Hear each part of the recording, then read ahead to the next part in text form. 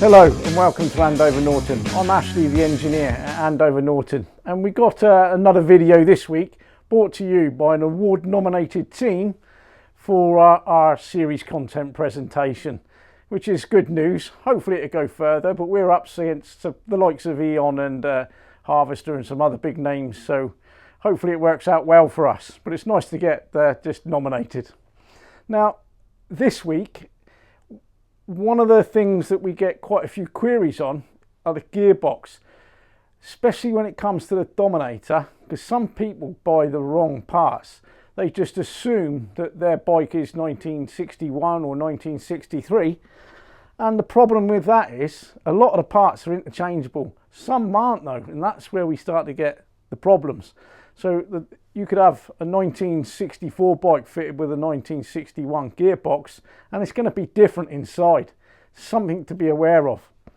Now, the first one we get is normally people would buy the Kickstart shaft.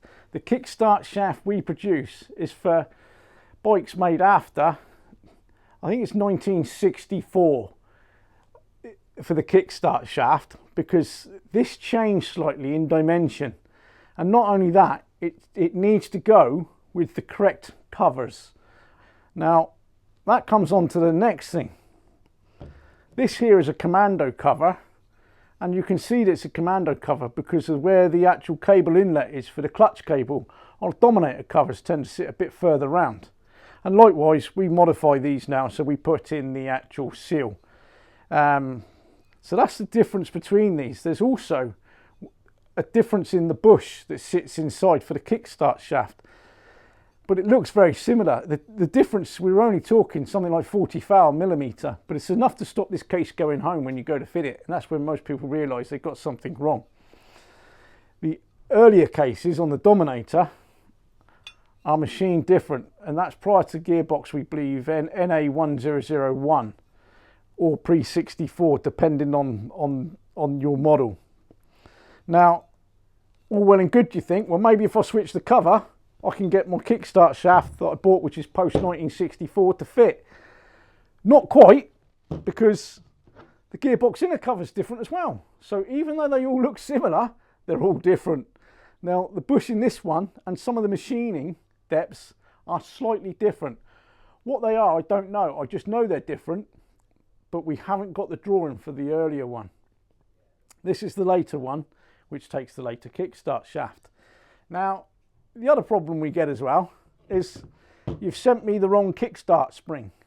Now, these are the Kickstart springs. One's a big old meaty, chunky old spring with a hook on.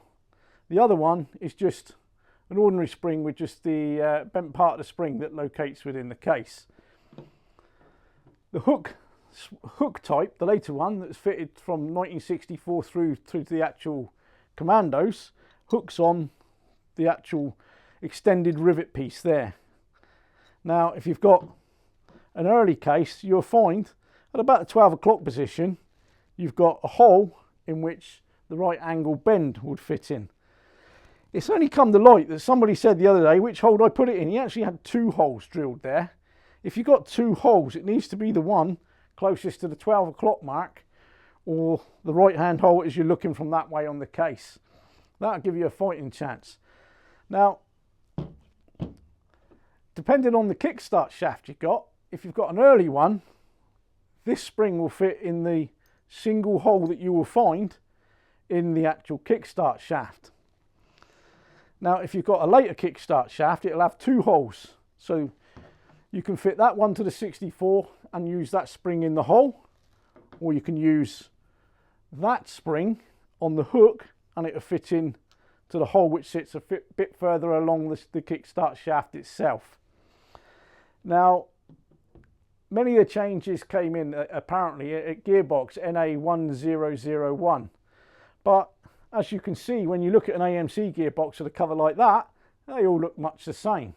So it would not be uncommon to have a 1959 Dominator that's been retrofitted with a 1966 gearbox.